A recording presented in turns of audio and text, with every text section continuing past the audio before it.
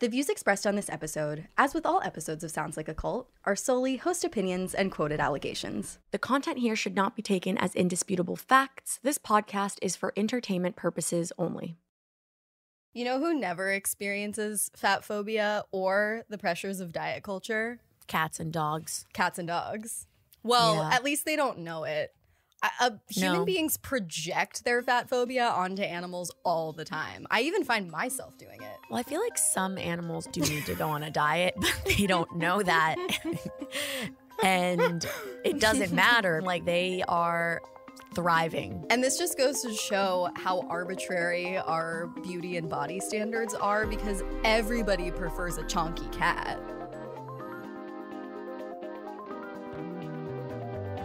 This is Sounds Like a Cult, a show about the modern day cults we all follow. I'm Issa Medina, and I'm a comedian performing all over the country. I'm Amanda Montell, author of the book Cultish, The Language of Fanaticism. Every week on our show, we discuss a different group or guru that puts the cult in culture, from the troubled teen industry to the Kardashians, to try and answer the big question. This group sounds like a cult, but is it really?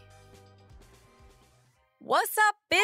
Happy New Year! Oh my God. Whoa. Coming out strong, as we should, because it's been a minute. It has been a whole minute and a half, and it's literally a new year. I mean, 2023, Happy New Year. We made it. Oh my God. By the skin of our teeth, we've had a time. Those who know what we're talking about still don't know what we're talking about, and you'll never do we know. even know what we're talking about? We cannot talk about it. We cannot talk about it. We're just glad to be back. You know, Sounds Like a Cult is ultimately a cult that does not release you that easy. Baby, nobody can take us down. We're moving. We're grooving. Just like they did back in the 70s, taking cults into the modern day. And we don't plan on leaving you people, okay? We are your leaders, and we take that very seriously. All we'll say is this: we were not gone for 2 months because of a cult suing us. There's a lot of speculation out there, y'all. Don't worry. If you haven't seen the Reddit threads, Google that shit. It was hilarious. It also made us feel so special that people like cared and were asking. I was like, no one cares about me like this in my regular life. Yeah, no one flies Delta to Reddit to learn what I'm up to in my everyday life. Yeah, that was the funniest comment. Amazing comment. Someone was like, I broke my ankle racing to Reddit to figure out why Sounds Like a Cult is not coming back right away. Yeah, it's not what you think, and it's not what anyone will ever guess. It's something we could have never guessed, and that's all we're going to say about that. Yeah, but the good news is it's a new year and we look hotter than ever, but you don't know that because you don't know what we look like. But we're back in the new year, and we wanted to give you the best New Year's episode with the best guest. So let's get into it. We're going to be talking about what is on everyone's mind this new year. Unfortunately or fortunately, we'll talk about it: diet culture. We do want to mention right up top here that we know this can be a very sensitive topic. It can be a triggering topic, and we're not experts in this space. We are examining it through our own personal lens, through our culty lens. We're excited for you to hear from our well-informed guest, and we also know that plenty of you listeners are better educated in this topic than we are, so our DMs are open for a dialogue, and we've also linked some fantastic resources in the episode description for those interested in diving deeper. We know that we are. I would actually argue that diet culture is one of the cultiest cults we've ever covered. Yeah, I would agree. I think it affects everyone, but in different ways, because it's a cult within a cult within a cult within a cult. There are so many different sects and denominations, and that's something that I actually want to mention, that we're not just talking about specific diets here, like Whole30 or keto or veganism. We're talking about the larger cult of diet culture, and each of those individual diets is more like a sect, and they each have sort of varying levels of extremism. For some reason, it reminds me of like the opposite of that quote. I think it was Lin-Manuel Miranda said that, like, love is love is love is love. It's like diet culture is cult is cult is cult is cult. I don't know. That, if I think about it for too long, makes no sense. But if I don't think about it at all, it sounds perfect. And that is actually this whole podcast. A lot of people don't know that. You just don't want to think for too much. You learn little sprinkles of information. We have some facts and figures. We love to provide a data point. But when it comes down to it, just don't think too hard. Or think way too hard. And this is all subjective, is I think the message here is that you can think yourself through a wormhole on this podcast and just land back at what your instincts told you. Yeah, you really can.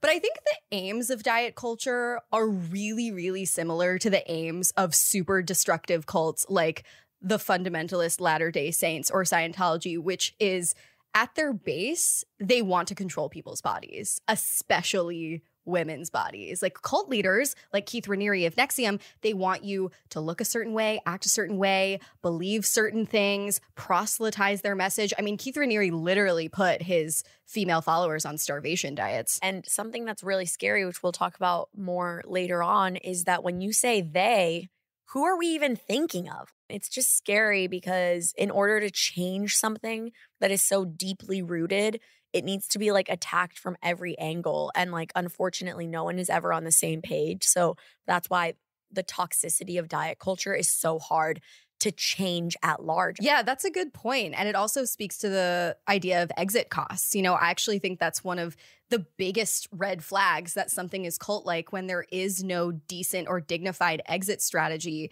And in this culture, if you try to attack diet culture, you'll be vilified or exiled or shamed, not only by the larger media, influencers, like sort of implicitly shamed by all these people that you follow, but you might also be shamed by other people who are critiquing it for different reasons. It truly is just so hard to defect from. And it's also such a personal thing. Like everyone has diet culture trauma, but it's different for everyone. Sometimes when people think it's not as problematic as it is, that's because like they've processed that trauma in like a different way.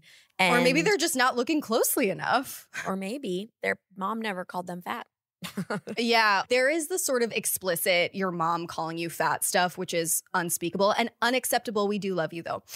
Yeah. It's also like your mom making little comments like, you know, and I don't want to blame, like mothers are the victim of trauma too. Like, no, for sure. I mean, I love my mom. I did call her a bad parent yesterday for telling me that I need to work out more, but I love her. I talk to her every day, but sometimes it's the little comments, you know, even if they're not calling you fat, they might be like, oh, your cousin gained weight. You know what I mean? And it's like, it's those secondary comments talking about other people that make you be like, oh, I don't want to be talked about in that tone. Exactly. I don't want to be that. Or the family all agreeing to go on a New Year's resolution Whole30 challenge, or everyone preparing for bikini season because you don't feel like you have a quote unquote bikini body. Or if you're out to dinner with your friends and family and people are like, oh, I'm going to skip dessert. I've been so bad lately. There's all this morality and virtue wrapped up in food and weight. And that above all else is, I think, one of the cultiest aspects. 10, 20 years ago, dieting was associated with weight loss. But I would almost argue that now it's worse because it's been rebranded as wellness. That's what diet culture is now. It's detoxing, it's cleansing. But the message and the products are still oppressive. That's a really good point. If you feel bad and guilty constantly because you're not eating healthier, you're not doing more, you're going to feel shitty. Like, that's why I feel bad right now, because I just feel guilty that I'm not doing more for my own health. It does affect every single aspect of our lives, not just your weight. Diet culture, like MLMs, is just so good at rebranding itself to meet the culture where it's at in order to never die like a goddamn cockroach. That just makes me triggered at how deep I am in this cult, because I feel like my whole life has been associated to productivity. Like, I always talk about this to my therapist. Like, when I sit down to watch TV, I feel guilty, like not doing anything. Same. And so that's because growing up, my parents on Saturday, on their like one day off a week, they would take the whole family, they would take us all to Lifetime Fitness. They would drop me and my sister off in like the daycare center, and then they would go work out. That was like relaxing to them, which is like so great. But I was like in the little daycare with the other kid pretending to work out since I was fucking 10 years old. You know, Saturdays were for working out. And so if I don't work out on a Saturday now, I'm like, did I do the weekend right? I totally relate to that. My parents too had this, I love my parents so much, but they had this like somewhat cringe, like couples exercise routine. And I could tell a lot of the intention was to remain slim. Like they really wore that as a badge of honor. I think also in academia, because my parents are academics, there's a lot of elitism and classism and pretension around being thin. It's like, oh, I don't prioritize food because I'm working so hard and I'm thinking such elevated thoughts. Like food, oh no, I'll just have like a little piece of fish. Like there's so much classism and racism and patriarchy built into diet culture that we're all raised with from birth. It is a cult that we are born into and it follows us until we die.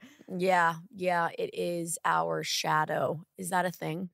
It follows us everywhere, except for at night when we're drunk and we get a little slice of pizza, you know, and we're like, oh, you know what? Like, I won't feel this tomorrow, and then you do feel it. That's the vicious cycle: is the junk food diet, guilt, virtue cycle. It's so toxic. I'm trying to let go of that guilt. You know what I mean? Like, I just want to like vibe. I just want to like have a slice. I just want to like have a sandwich. I love bacon. I don't know if you remember when diet culture first occurred to you, but I remember it was middle school, like 6th grade, when I realized that women were supposed to be sexy, that I was supposed to be sexy. And in order to be sexy, I had to be thin. I had to look like the Paris Hiltons and the Lindsay Lohans and the Nicole Richies who were on their starvation, slim, fast motherfucking diets of the early 2000s. I remember going on my first diet when I was like 11. I think the first time that diet culture occurred to me was when we moved to America, because there are so many more plus size people in America. It actually was like a culture shock. I was like 7 years old. We came here and like we would go to like Walmart. Everything's bigger. The people, the cars, the parking spots. I remember my mom commenting on it constantly. Like, oh my God, look at that person, you know, like shocked. And so I think it created this fear in me because at that age, I was so young, I like lacked an understanding as to like why that might be. But at the time, I just was like, I just don't want to look like that. Yes, that's the us versus them mentality that we always talk about being a major cult red flag. I don't want to be like that. I'm not even sure I have the vocabulary to talk about this topic without infusing it with shame. Like the culture does not provide one. That's the irony about America, is that it has the biggest diet market for diet culture. And if you just dig deeper, there are simpler solutions, like provide more organic vegetables, less food desert. Like if you just look at other countries that have less resources, people eat healthier because it's cheaper to cook at home. It's ultimately capitalism that is keeping everyone sick, because there is just so much straight up culty manipulation and lying that is involved with the cult of diet culture. There is this very, very interesting book called Hooked: Food Free Will and How the Food Giants Exploit Our Addictions by an author named Michael Moss that spoke about how massive junk food companies have been known to buy up diet food brands so that they can be in control of the entire fucked up cycle of weight gain and weight loss. Like That's market junk food, market diet food. crazy. Yep. Like these companies are purposefully and strategically perpetuating this life-threatening, soul-crushing cult for profit. At the end of the day, this is big business, like making people feel like shit about themselves and then promising that this diet, this cleanse, this supplement, this shake is going to not only give you flat abs, but is also going to make you a happier, more fulfilled person. Yeah. That is a vicious cycle that none of us have defected from, even if we're not actively dieting. It is very similar to the cult of skincare because they create the problem and then they provide a solution to a problem that doesn't exist. Yeah. Although I would argue that diet culture's worse.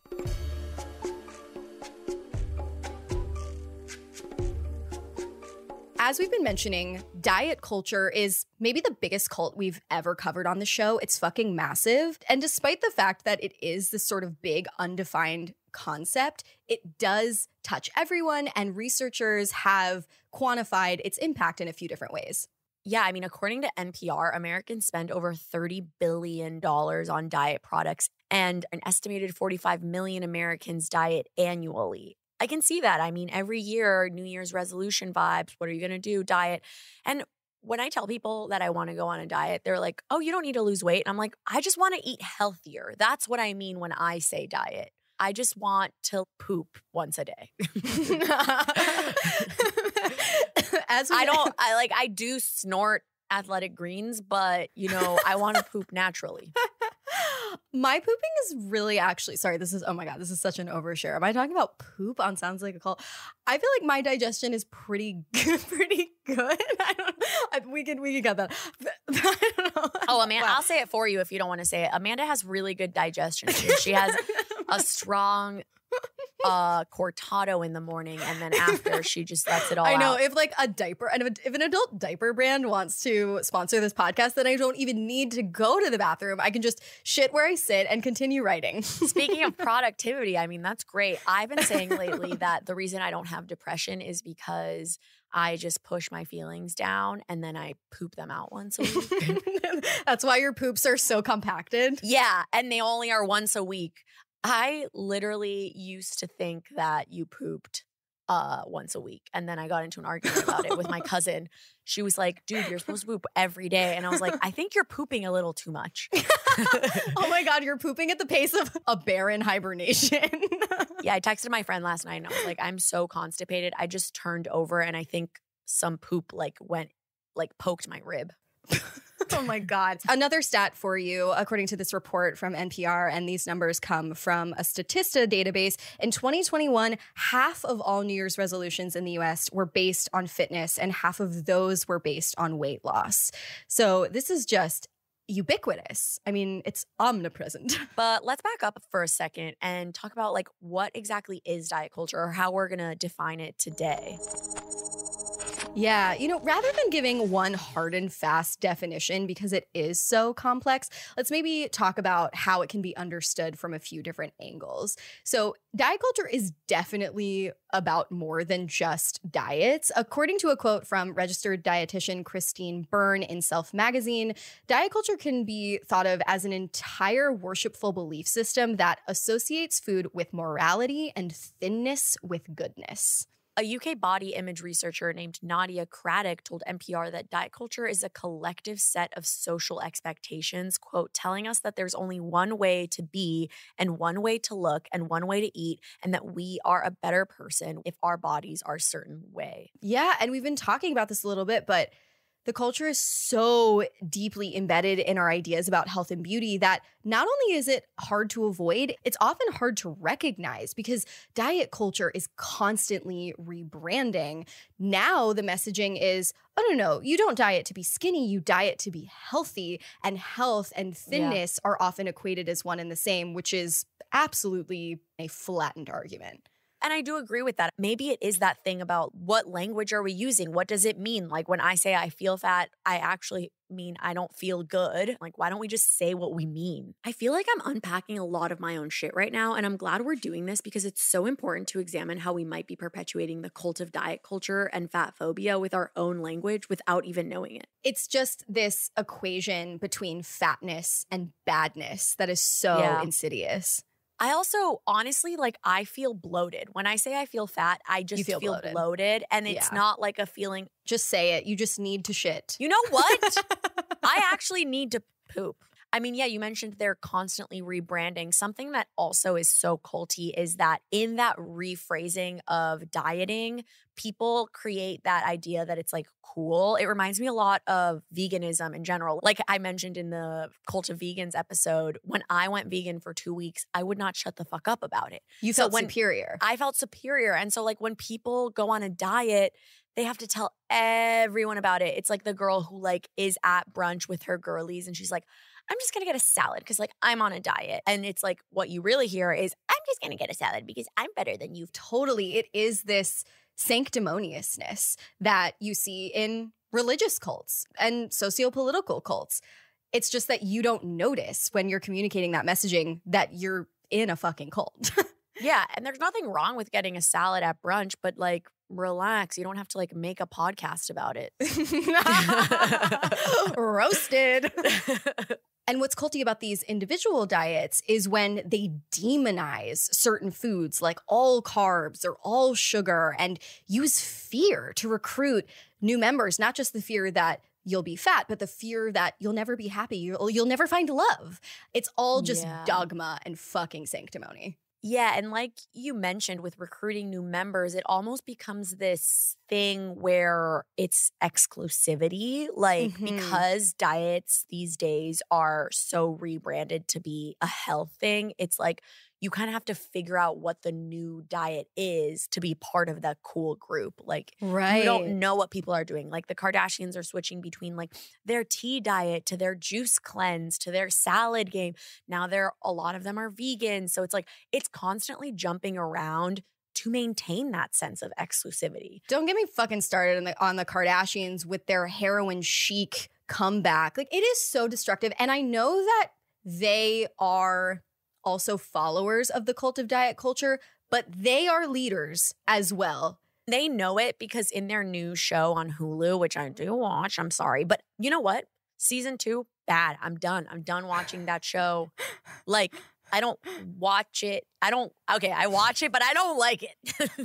I shut down when you talk about watching the Kardashians. But what I was gonna comment on is that they have scenes in the show where they like all go get lunch together and stuff. And it's so clearly like produced or scripted that they're like, oh yeah, we just eat whatever we want. We just like work out a bunch. And it's like, you clearly don't just eat whatever you want. You just ordered a pizza, 2 pastas and mozzarella sticks and took a bite of one of those things. Like you're not actually eating whatever you want, but you're making it look like you are, which is very cult vibes because it's like they want to lead the cult. They want to be a part of the cult, but they don't want you to know that they're literally doing everything that they can to like maintain on top of it. You know what does that make sense? That's the manipulation. Oh no, for sure. That's the hypocrisy. Like so often a cult leader will not actually practice what they preach because they're just interested in power. And that's behavior that I see in them. Okay, but this is kind of my favorite part. I really want to talk about where our contemporary diet culture comes from because it's not out of the blue. It's not from nowhere. I learned while researching Cultish that like a lot of capitalistic cults in the US, diet culture has roots in the Protestant religion. Like one of the underlying ideas. Not surprised at all. They only give us like the tiniest little snack at church. Of course, they're trying to starve us. Yeah, totally.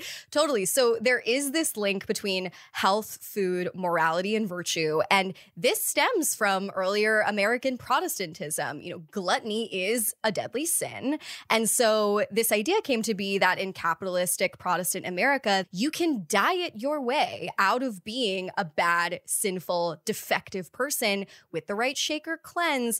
I mean, just listen to that terminology, cleanse. It is so religious in undertone. I do feel like no one instilled this idea in me, or maybe, I don't know, my Catholic upbringing did, but I do sometimes feel like maybe if I just like reset, I will feel better. I should just like drink water and like wash everything out of me. And it's like, yes, we can't do that. And now people are doing that with actual IVs, not my OG fave liquid IV, but like people are literally putting IVs in their bloodstream to hydrate themselves and feel better. And it's that idea of like flushing everything out and starting from scratch. Yes, it does have a sort of baptism vibe to it, or I just need to purge all of this bad in order to be born anew. I remember working in the beauty industry. I did a lot of this sort of like toxic diet culture wellness stuff. I mean, there are really fancy wellness clinics in like bougie shopping centers and medi spas where like in the same day you can get a B12 IV and do like cryotherapy and do blood work. Well, they'll tell you like every itty bitty little nitty gritty of why you're unhealthy and thus bad. I did that stuff all the time. I mean, I remember very specifically the cultural moment working in the beauty industry where we were called into an editorial meeting and the higher ups were like, we're not saying weight loss anymore. We're not saying diet anymore. You can still write the same content that you've been writing, but now we're saying detox. Now we're saying cleanse. Just take a shower and take a shit. A shit and a shower and you'll be cleaner than you've ever felt. It makes sense that religion is at the root of everything, but what is our religion today in modern day era? I mean, celebrities, right? So And true. so I remember when I was watching Oprah as a young gal, she was amazing. This like beautiful person had this amazing show. And then I noticed she started to get obsessed with like her weight. And she kind of brought weight loss to the forefront of like daytime television. Kind of like what we were saying with the Kardashians. It's like celebrities are victims and followers of the cult of diet culture, but they're not martyrs, you know? Like they ultimately want to meet the beauty standard. And in the 90s, we saw that with everyone from Kate Moss to Oprah. And obviously there are extremely varying degrees of privilege there. But now we, of course, see it with influencers and TikTokers. And the insidiousness is that now there's this sort of pseudo body positive movement that on the surface feels like an improvement. Like we accept everyone and all shapes are beautiful. But the underlying message is like, actually, no, like you have to meet an even narrower standard that's like slim thick. It's like the best parts of being fat and the best parts of being skinny. And you're no longer allowed to express that you don't like your body. It's like you have to feel guilty about not looking a certain way. And now you also have to feel guilty about feeling guilty. And I also feel like that toxicity also makes it so that you have to be in a box. It, instead of like getting rid of the box, it created more boxes. As someone who sometimes likes to dress feminine and sometimes likes to dress more tomboy-like, it is really hard for me to be like comfortable in my own skin because I'm like, should I be showing legs or ass? Or I don't have a lot of those things. So like, should I get more of them or should I get less of them? You know, I'm like, do I need to lose weight or do I need to gain weight? You don't know. And what makes it culty is there is morality associated with these body parts. You know, diet culture also has these deep roots in racism and anti-Blackness. Dr. Sabrina Strings, who is the author of a book called Fearing the Black Body, The Racial Origins of Fat Phobia, told a publication called KCENTV.com that during the 18th century, there were prominent Europeans who believed that being thin and controlling what they ate made them morally superior. Dr. Strings also said that in the US, some of the earliest diets were undertaken by women who identified as white Anglo-Saxon Protestants. And they would say very clearly, we have to eat right for God and also because it's the proper thing to do for our race. And there's so much more to say about that. But when did that switch happen? Because I do remember that in the Middle Ages when I was there, just kidding. I do like recall at some point in learning that in the Middle Ages, like a plumper body was like found to be sexier. And it was before it used to be associated that like if you had a bigger body, you were like wealthier. And of higher status. And then now it's switched. I feel like everyone who's grown up in contemporary society heard that fact. I don't know when that switchover happened. Don't quote me on this, but I feel personally that Your guess. My guess is that the switch may have happened when capitalism kind of started to take over like the farming industry in America and like access to like organic fruits and vegetables became harder. And so fast food started to become like the main source of nutrients for a lot of lower income Americans. I actually think maybe my guess, and as a listener will surely fill us in on the truth, my guess is that once mass food manufacturing became possible, then all of a sudden it was like, okay, well, now that everybody has access to more food, it's more prestigious to withhold, to have some restraint. With every type of trend, there's always like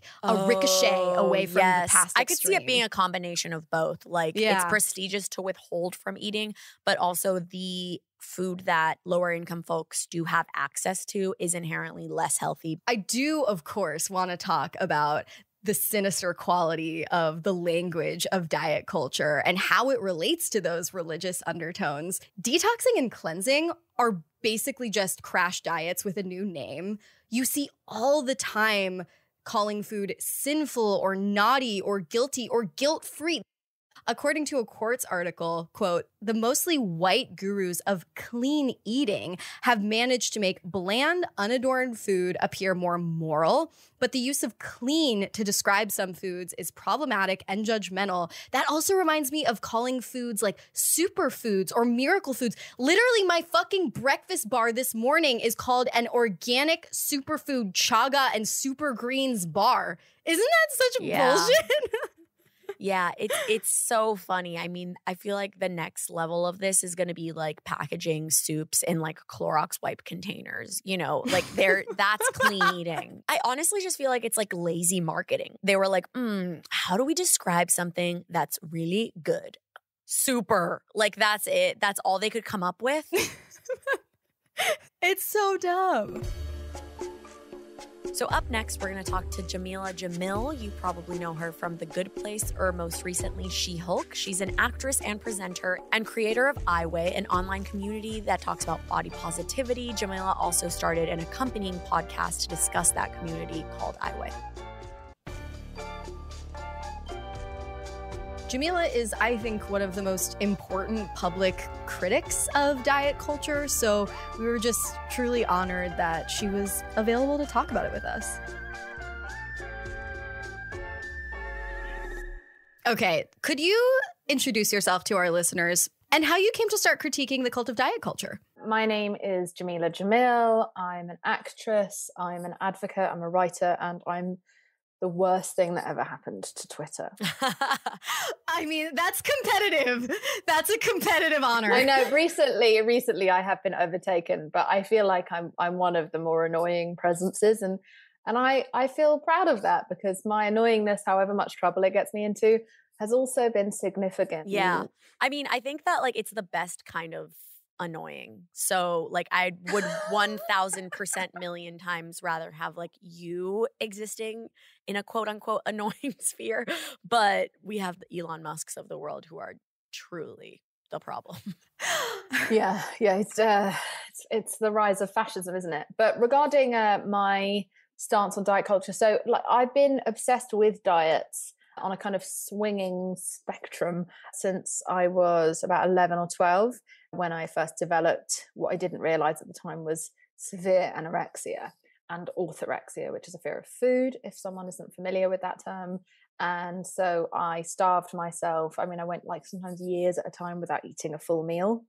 I would just eat around the edges of stuff, or I would just eat like a mini bag of Haribo throughout the day, which is about 8 sweets, or chop up a red pepper and like put it in a bag and slowly eat that across the day, and then live on like liters of Diet Coke. And what happened is my period stopped, my fertility got damaged, my bones are damaged, so I'm in pain all the time now. My kidney doesn't work properly, my immune system's fucked, my thyroid is fucked, my metabolism is fucked.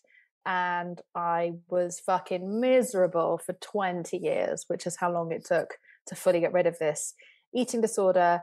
The body dysmorphia might never go, but the eating disorder has. And that means that I am in a very small, only 30% of people who ever recover from eating disorders. And anorexia is the highest cause of death in any mental illness. So it's something I've been like painfully aware of my whole life. And when I was 26, like having been a very, very like slim and celebrated and glorified for my thinness celebrity in England, between the age of about 22 and 26, I was put on medication for, I was put on steroids specifically for problems with my chest, like asthma and pneumonia. And steroids make you expand at light speed. And so I gained about 75, 80 pounds within a few months. And that's many, many dress sizes. And because I was in the public eye, the paparazzi became obsessed with me and started photographing me constantly in a way they never had when I was thin, and waiting until I would bend over to pick something up. Photographs, they would always isolate me from the other people in the photographs that I was with to make me look like I was lonely. Only photograph me if I look sad. I'm English, I have a resting sad face. I wasn't actually sad at the time. And I was making history as the first female solo host of one of the bigger shows in the BBC Radio 1's history. I was doing I had all these sellout clothing lines. I was really happy. I was the most successful I'd ever been. But all you could read about me in the papers that year was just that I'd gained weight. So I just thought, I can't let this be a reality for my 11-year-old self. It's been 15 years.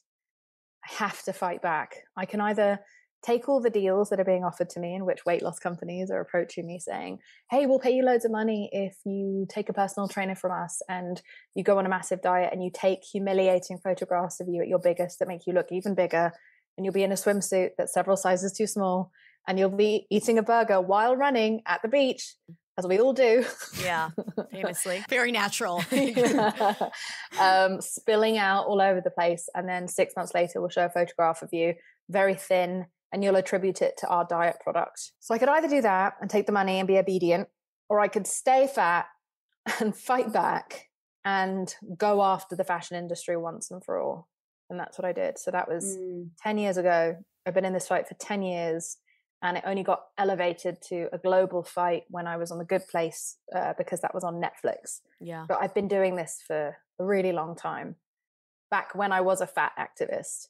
It's just that people think I only started speaking about it when I was a thin actress. Yeah. I mean, that is like so admirable, because it's, as you said, something that you've been dealing with your whole life. So it's not just a deeply personal issue, but then it's like a public issue that you're talking about with strangers, essentially. Honestly, thank you for talking about those things, because I feel like it's not easy to deal with it on your own, let alone in the public eye. It was very hard. It was very humiliating at first to have those photographs of like my bottom, and they would also put them next to like thinned out photographs, you know, when they elongate the photo so you look longer and thinner.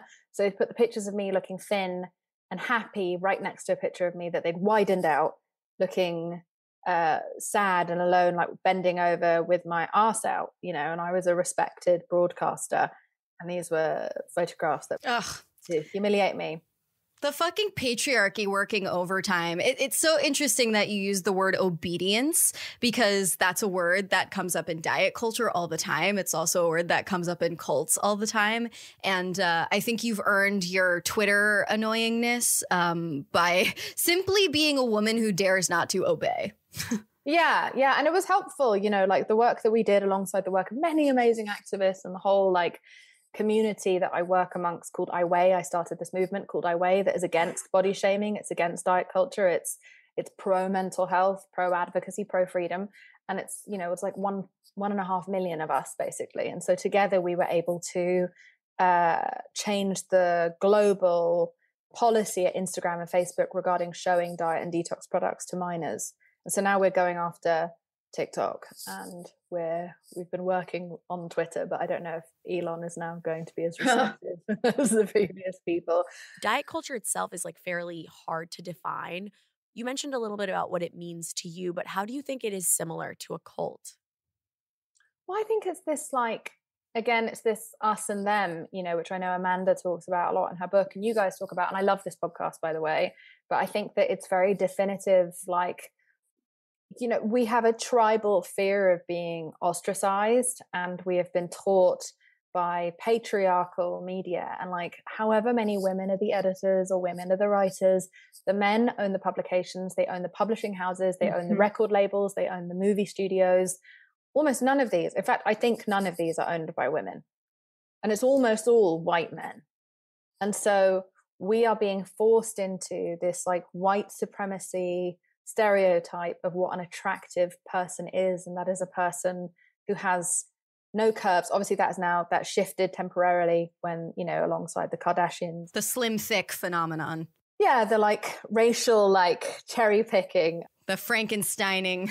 Yeah, of racial minorities. You know, everyone's having the fox lift on their eyes all of a sudden. Like everyone's trying to be Asian and everyone's trying to be black and everyone's trying to have brown skin all at the same time. It's just this odd, Frankensteining, I think, is the perfect terminology. But in order for you to be accepted and for you to be a good girl and for you to have enough discipline, you better not take up too much space. I think it was Catherine Ryan who was like, don't take up too much space, stay small, because a man might want to build a golf course there. Oh my gosh. And if you break away from that, and if you are disobedient, you will be shunned, you will be erased. Like we saw that in the media until so recently. Nobody with bodies that are bigger than a certain size, like nobody of a different ethnicity, it's like you get erased. That is the way in which you are punished. You are treated like you are not even human. You are not worthy of being seen. Yes. You get shadow banned on the internet. There's all this messaging that like you will be left behind. Nobody will date you. Nobody will love you. You will not get employed. Fat phobia is a cult. Yeah. Yes. Yeah. Yes. And punishing cult that if you leave it, they will punish and abandon you. It's highlighted by the extremes too. Like the entertainment industry is so much about putting people in boxes that it's like you have to either be in one box or you have to be in the other. But it's like that's where like a lot of people are erased as well. But also it's a giant cult culture. And it has these kind of subcults within it that keep rising, right? So that could be the cult of keto, the cult of paleo, the cult of these new weight loss injections. Like it's just again and again and again where everyone falls in line. I remember the Atkins diet so vividly and like fucking stank. Everyone's breath was just, that's what, disgusting. like meat sweats? Yeah, meat sweats, and their breath was like metallic, and everyone was like so constipated because they hadn't had vegetables in so long. Evil farts of a shit that hadn't been done in like 8 days. Like it was just, it was horrendous. Everyone was miserable. Their hair was falling out. They were anxious. They were shaking all the time. Like we see these mini cults like crop up all along, and then we have these kind of leaders in those spaces, be that a Gwyneth Paltrow or a whoever online or a Kardashian, and they become the kind of guru, and everyone starts looking to them and listening to them and listening to the gospel they preach about this. Like, look at the diet teas, like, and the shakes. These bitches weren't even fucking drinking these teas and these shakes. They were getting surgery and like having personal trainers and nutritionists, and like they're not even drinking the drink in the videos. They're not even doing videos. Sometimes you could tell that they'd photoshopped the drink into what was just a regular photoshopped gym photograph of them. Yeah. Oh my God. I do famously watch the Kardashians when I'm very bored. I apologize. But I heard that episode. In the latest episode, I saw that like the whole narrative of the episode was that Kim had to lose weight for the Met Gala. And like the whole narrative was she was like, I'm going to work my hardest and I'm going to make it possible. She literally had to lose like 20 pounds in a week. I was like, that is so unhealthy to push forward a narrative that like you did everything in your power to fit into a dress. This isn't a movie. This is like a real life. You're convincing little girls at home that like if they want to be perfect or they need to be perfect, then like they can do it too.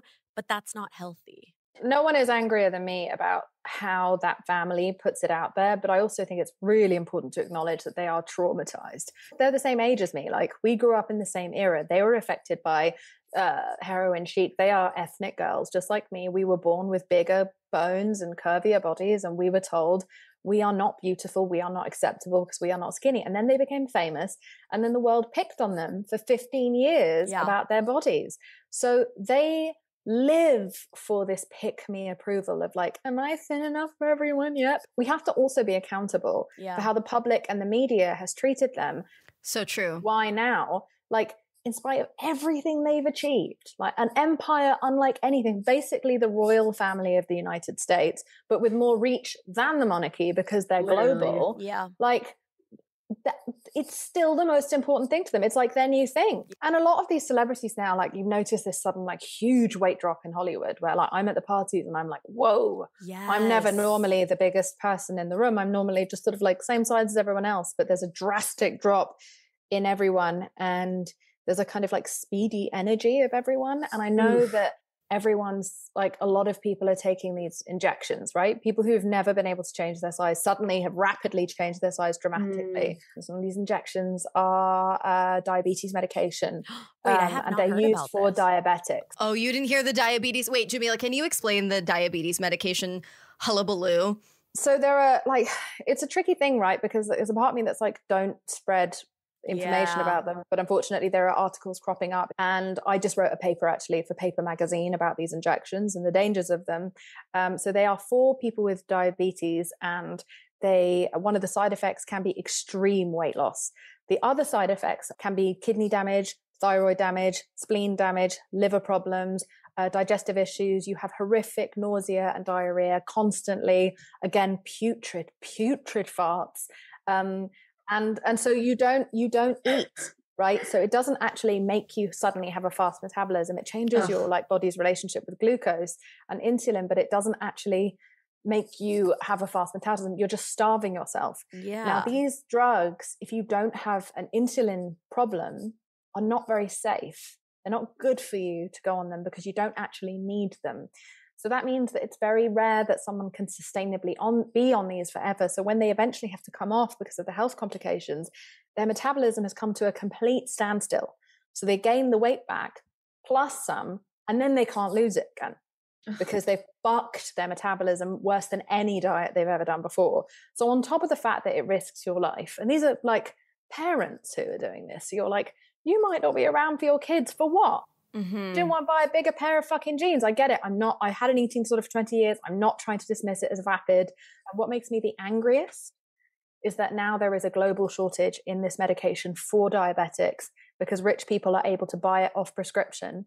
This is supposed to be a time of body acceptance. And also you'd think that after the pandemic and everyone who like sang the song and whatever, blah, blah, blah, like give people vaccines. Collectivism, you know? Then like, what are they doing now? They're like literally buying up medication that like people need. That's so unfortunate. I'm getting thousands of messages from people all over the world who are saying that their husband can't get his diabetes medication. One woman said that her husband tried to get diabetes medication. He went to the pharmacy to pick it up, and the two girls working at the pharmacy offered him $1,000 to buy it off him. Well, what? Cults famously coerce you into doing things and acting in ways that are totally morally in conflict with your former self because it's like a drug. You're just so under the spell of this cult. And this is like a perfect example of that kind of behavior. I think the way that you mentioned the creeping up of this new wave of skinniness, I've noticed it too. And it's this thing that like no one is talking about, but I do think it's because of a new wave of like younger celebrities who really are teenagers. And like not all children are like that, but then these adults are like comparing themselves to like children's bodies. I sense it too. And I'm like not even in the same spaces as you, I don't think, but I feel that. Well, it's also really weird to have children basically advertising expensive clothes that they can't afford. Someone who's worked their whole life to be able to afford, who can afford that, I don't know, $500 pair of sunglasses or $1,000 coat or $5,000 fucking dress, whatever. Like they're looking at a 14-year-old daughter of a supermodel wearing it. And a 14-year-old who, by the way, has probably been dieting for years by that point because diet culture is one of those cults that gets people really young. We read a stat earlier that said, and you probably have stats on this too, that said by ages 7 or 8, 50% of little girls already think they need to change their bodies. Yeah, the eating disorders, the youngest eating disorders being recorded as of the last sort of 24 months are 4 years old. Fear of fat is coming up in 4-year-olds who'd like to eat less, which is just unimaginable because you understand so little at that age. So for that to be one of the things that creeps in and scares you, it's absolutely devastating. But it's so much about control. And I really believe, like full tin hat, that it's a conspiracy because if we're tired and we're hungry and we're distracted and we are just staying at home, soaking in our own farts, shitting on the toilet, worrying, consumed thinking about calories, consumed thinking about the jeans we wore when we were 18 and how we can fit into them, consumed with self-hatred. We don't have the time, space, energy, or motivation to go out and fight for our rights. That's like right. Already having reproductive rights taken away. So now to teach us how to self-destruct is fucking genius. It's of the genius. patriarchy. Yeah. It's their genius. best move yet. It's a genius move. Yeah. It's something that Keith Raniere did on a micro level. If those who've watched The Vow will remember how Keith Raniere would put all of his disciples on diets. He would coax women into losing enormous amounts of weight. And we can see that as an outsider and be like, oh my God, how could you not see that was a cult? It's like, bitch, it's happened to all of us right now. A lot of people, when they hear me going on and on and on and on for now a decade about diet culture, they're just like, what's the big deal? You don't have to be that thin. You don't have to drink the shakes. They're not forcing you to take the injections. It's like, no. This isn't about me and my old ass. This is whilst acknowledging that like people my age and older are still susceptible. but fucking teenagers, kids don't know. They don't have the hindsight of, I can reject this. This is patriarchy. This is misogyny 101. I can't imagine the depth at which like teenagers are being affected today when I look back on my childhood and the way that I was affected just by comments that my mom may have said in passing and how deeply those affected me. How these kids are so deeply entrenched in social media and these apps and these filters, how that is even affecting their psyche in any capacity. Yeah, and it's like master culture-y, isn't it? Convince people that it's good for them, that actually what they're doing makes them happy and it's good for them, and they're going to actually be autonomous about it, and they're going to take the steps themselves. They're going to spend their own money. They're going to give up other things. They're going to isolate themselves from their friends and family because they can't go out to eat. They're going to isolate themselves because they have to exercise that night instead of spend time with friends and family or with their kids. Like, it is genius. Abuse rebranded as like, you are chosen, you are empowered is you're absolutely right, such cult mastery. I've tried it all, by the way. I've done every diet. I have done every laser. I've done everything apart from liposuction. Like, I did it all before my mid-20s. And I remember thinking that it would make more people attracted to me and want to be around me. But actually, I was just miserable and depressed. I had zero sex drive. That shit, my vagina was drier than the Sahara Desert. Just like, these lips were just, was not interested. I had like no estrogen in my body. I was isolating from everyone, and then I would wear the fabulous dress to the fabulous event, and everyone would tell me how fabulous I looked, and then I'd have to go home half an hour later because I could barely fucking stand it. Yes. Oh my God, that's such a good point, is that diet culture really pushes you to be very lonely. It forces you to be lonely. Yeah. And then also, like, you often snap at some point, right? The reason that all these things are always fads is because at some point the brain breaks and goes, I can't do this anymore. And then you go into binging, and then binging has all this shame around it. Yes. And it's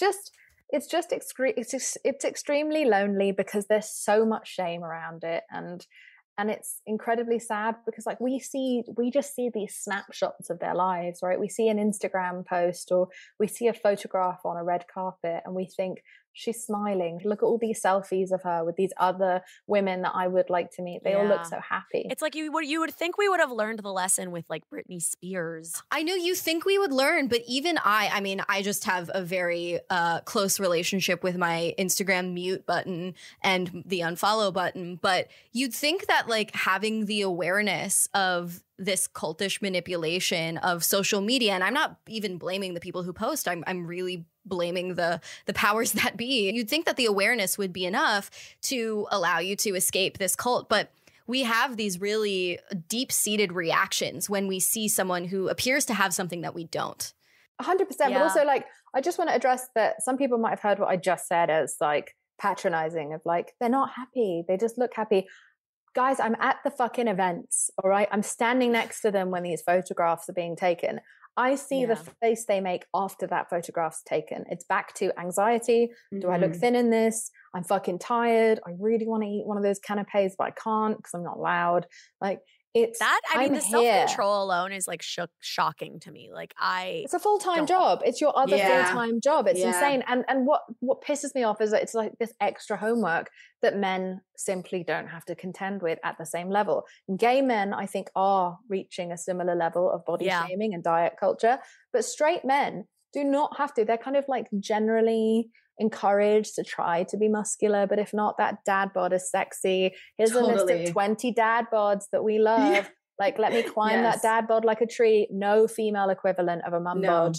I think my relationship to this has more been like, I've always eaten whatever I've wanted, but then I've had to like deal with the arguments and the fights with my family of them commenting on the fluctuation of my weight and them being like, oh, you've been eating a lot this semester. And I'm like, fuck you. Yeah. No, it's very, very, very damaging, and it's sad, and they're just projecting their own shit onto you. And it's also, that's very like cultish, isn't it? It's like the evangelical spreading of the gospel of like, look at how thin I am. And like, I've been guilty of this, by the way, when I was younger. So I did a 28-day juice fast when I was 24. I turned orange. 28? I tried to do a juice cleanse in college with my college dorm mates. I lasted 2 hours. Those specific diet fads have no problem straight up lying to people to get them to join, to stay, and to become addicted. What do you think is the biggest and most compelling lie that diet culture tells? I think that thinness will make you happy. Yeah. That to me is the one where it just doesn't. It might make you fit into some clothes that you wanted to wear, and that's like nice for a minute, but it doesn't make you happy, and it doesn't fix your problems, and it doesn't really make your life better, and it controls you. You know, it really does take over your life. It's very dogmatic. And so I think that's one of the biggest lies that it tells you. And the other lie is that it's going to work. But 95% of diets fail. Oh my fucking God. We've known this statistic for 10 years. It's like MLMs. 99% of people who enlist in MLMs never make a dime. Why isn't the math enough? My argument is that because the language is so compelling. Yeah. It's also, as you know, as you've talked about, like it's the power of optimism. It's our like relentless hope and optimism. And also our impatience, a generation of impatient people. You know, we need like instant Wi-Fi, instant delivered on a text, instant response, instant like access to, you know, all of the fucking people we could possibly date on a fucking dating app, treating everything like a menu, like everything's so quick, like delivery apps getting quicker, Amazon Prime now meaning you get the same thing the same fucking day that you order it. Like, we're just speed. We love instant gratification. We want fast results. And, you know, partially when it comes to weight loss, that is because fat has been treated like it's a literal emergency. Yeah. How ridiculous is that? Which specific diets do you think are the cultiest and why? Oh, God, they're all kind of equally culty. But I think the one that keeps slipping through the net of us saying this is really fucking problematic is keto. I totally agree. Keto, like they put like a higher price on the same products just because they put the word keto on it. The fact that no one really talks about the stress on the kidneys from having that many ketones in your blood, or like what it does to the fact that your brain needs carbohydrates to survive. When you were saying that like those people aren't happy that are dieting, and it made me think of like, when am I the happiest? I'm literally the happiest after I have like a delicious meal with my friends. You know what I mean? Yes, absolutely. Oh my God. Pizza on my couch with my best friend gossiping. Yes. Because food is social connective tissue. Like, we're social creatures, and food is an adhesive in that equation, you know? Also, life is fucking shit. It's shit. Like, everything's hard. Like, God, let's just have some fucking pleasure before this world burns down. Like, we don't know how much time we have left. The fucking glaciers are melting. Have a fucking cake. Like, during the pandemic, I gained like a ton of weight, and it was fucking fabulous because I decided to complete Uber Eats. I was like, everyone was like, I'm going to learn Spanish. And I was like, I'm going to complete my catchment area of Uber Eats. And then by like July of lockdown, like lockdown number 1, I was like, fuck, I've kind of eaten everywhere in my catchment area. So I started going to like my friends' houses, but not going inside because we couldn't see each other. So standing in their front lawn and ordering from their catchment area because it was different to mine. So oh my God, I ate Los Angeles. Again, bringing it back to cults, like we are taught to not respect our autonomy, and most important, we are taught to not respect our instincts. A cult wants you to abandon your own instincts just to kind of give in to someone else's or something else's belief. And so you don't make intuitive decisions. No one in those restrictive situations are following their intuitions. And also, like, I do feel like we were talking about just a second ago, like food and community. It reminds you so much of like home. And that's why I think like the Uber Eats thing is probably such a comforting thing, because it's kind of like you're gifting yourself a meal that like someone else is taking care of entirely for you, you know? Yeah, it really like, it was the final nail in the coffin of diet culture for me, where I was like, oh my God, like I might die soon. Like, this deadly fucking virus is here. Like, my friends might die. I don't know if this is ever going to get better. It was really scary at that time, right? And we didn't have a cure. We didn't have any end in sight. And so I was like, oh, I don't want to die having eaten so much fucking lettuce. You know, we all learned how precious life was in that time. And I feel as though that was my final breakaway from the cult. So before we go, we're going to play a quick game. The game that we're going to be playing with you today is just a classic Would You Rather Cult of Diet Culture edition. So we're going to read you 2 scenarios and you're going to have to pick the one that you'd rather engage with. Would you rather have to read Gwen Shamblin Lara's The Way Down diet book cover to cover? If you don't know what that is, we can explain. The Way Down workshop is this culty Christian weight loss regimen. It was the subject of the HBO docuseries The Way Down, God, Greed, and the Cult of Gwen Shamblin. She was this woman with like a sky-high beehive who told people don't eat too much, it's a sin. If we are to lift holy hands to God, then these hands cannot feed our faces. Well, fucking Jesus with the fucking 40-day fast, you know, and the perfect abs, you know, even at death. Those were there. Yeah, no, that's a reimagining. I mean, I was at a grocery store not long ago where I picked up a fucking frozen mac and cheese that was labeled guilt-free.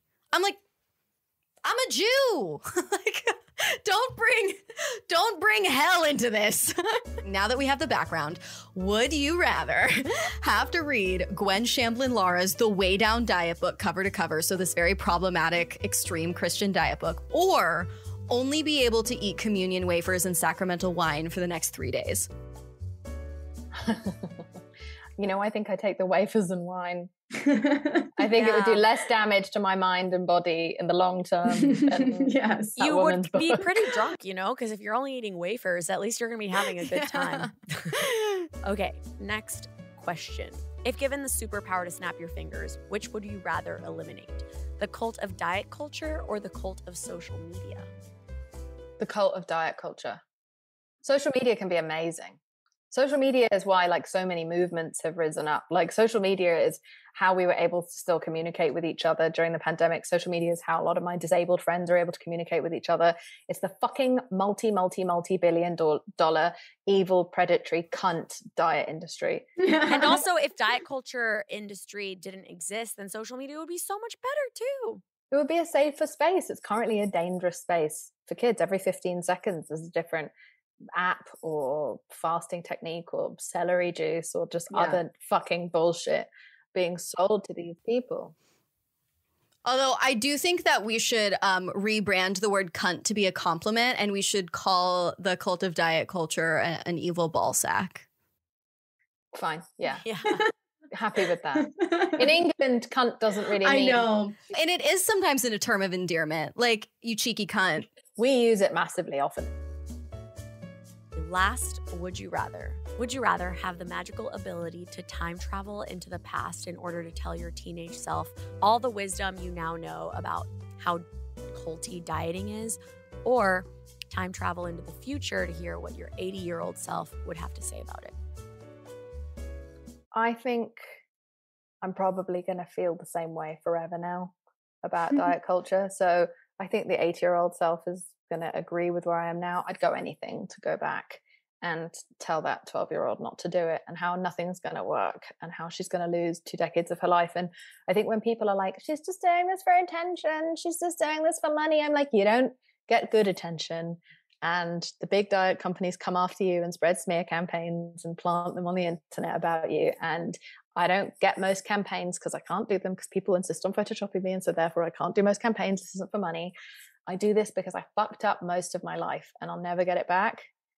And I'm dying for no one else to make the same mistake. And I'll just keep going on about it. Wow, Jameela, thank you so much for doing this interview and bearing your mind and your soul and roasting the cult of diet culture with us. If folks want to keep up with you and your movement and all that you do, where can they do that? Oh, well, you can find me on my podcast. It's called I Weigh with Jameela Jamil. It's not just about diet culture. It's about mental health and advocacy. And we're just not going to make you feel like an asshole if you don't have all the answers. We're here to learn. I'm here to learn. I don't know fuck about shit. So I'm learning from people much smarter than me on the podcast, and you can learn with me, and we're not going to make you feel bad about it. You can follow me on Instagram at Jameela Jamil. No point following me on Twitter anymore because I left. And find me on TikTok at Jameela Jamil. That's it.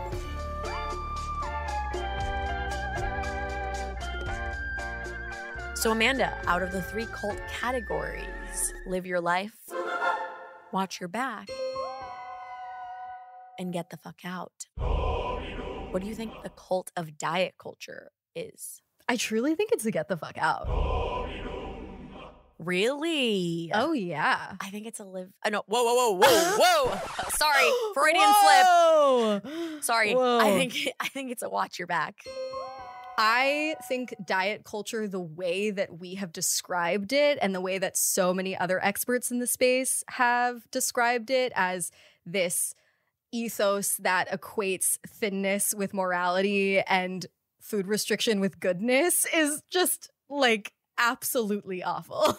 You know what? I feel like you are right in that, like, the way that it exists now and the cycles that it continues to go through are so toxic. Yeah. And we need to get the fuck out of that. Like, we need to move to a new era. When we say, like, I want to eat healthy, we genuinely mean, like, I want to eat nutritious foods for my body. And resources that can actually help us do that aren't trying to manipulate us along the way. I think the reason I said watch your back is because, to me, maybe I've been working on trying to move past that. In even the like a better version of diet culture, it still is important to watch your back, because you have to read your body. You have to be able to know how you're feeling and be okay changing your routines to adjust for your body needing to feel better. There must be a way to improve your eating patterns or find something that works for you that isn't culty. Like, there has to be a way. I just don't know what that is,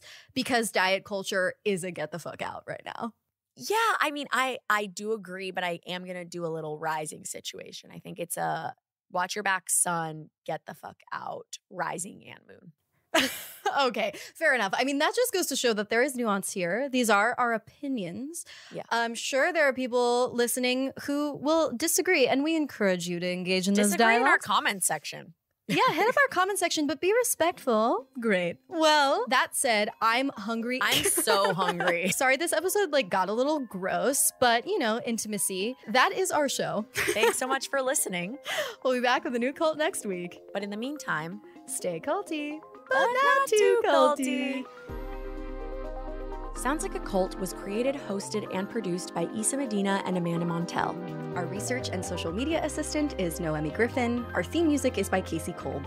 And a very special shout out to our loyal Patreon culties. Feel free to hit us up there on patreon.com/soundslikeacult. To join our cult, follow us on Instagram at SoundsLikeACultPod. I'm on IG at Amanda_Montel, and feel free to check out my books, Cultish, The Language of Fanaticism, and Wordslut, A Feminist Guide to Taking Back the English Language. And Issa here. You all know I'm a stand-up comedian and I perform all over the country. And if you don't know, now you know. So you can go to my Instagram to buy tickets to my live shows or tell me where to perform. My Instagram is at Issa Medina, ISAAMEDINAA. We also have a Patreon, and we'd appreciate your support there at patreon.com/soundslikeacult. And if you like our show, feel free to give us a rating on Spotify or Apple Podcasts. And if you don't like our show, rate other podcasts the way you would rate us.